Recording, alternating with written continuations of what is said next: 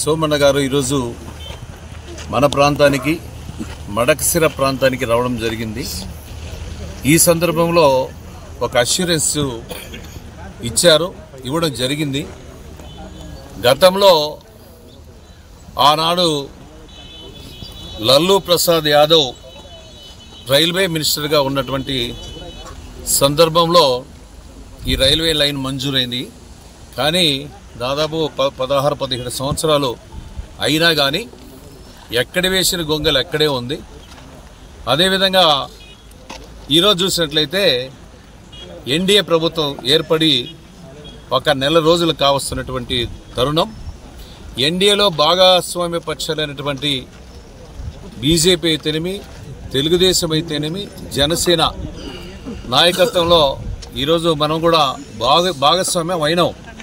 అదే తరుణంలోనే మన ప్రాంతానికి, కర్ణాటక ప్రాంతానికి చెందినటువంటి సోమన్న గారు కూడా రైల్వే మంత్రి కావడం మన అదృష్టంగా భావిస్తూ ఉన్నాం. అలాంటే ఆయన 74 సంవత్సరాలైనా కూడా ఒక యువకుడుగా, ఒక ఉత్సాహవంతంగా ఈరోజు దాదాపు ఒక నెల రోజుల్లోనే 1000 కిలోమీటర్లు పర్యటించడం జరిగింది.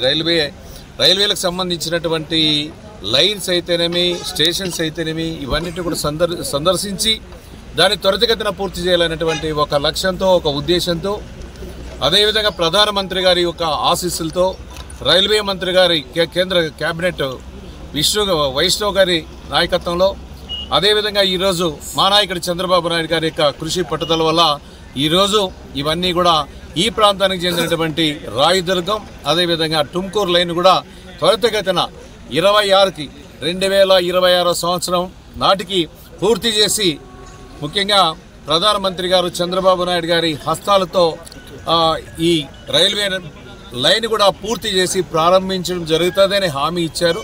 చాలా సంతోషం. ఆయనకి ధన్యవాదాలు కూడా తెలియజేస్తూ ఉన్నాం. అదే ఈ సందర్భంలోనే ఇక్కడ మడకసిర ప్రాంతంలో ఇక్కడ ఒక బ్రిడ్జ్, అంటే నేషనల్ హైవే దాటుకొని వెళ్తే దాదాపుగా మైనార్టీ సోదరులు అందరూ దాదాపుగా 75-76 ఇండ్లకు సంబంధించినటువంటి వాళ్ళకి ప్రభుత్వ సాయం అందలేదు.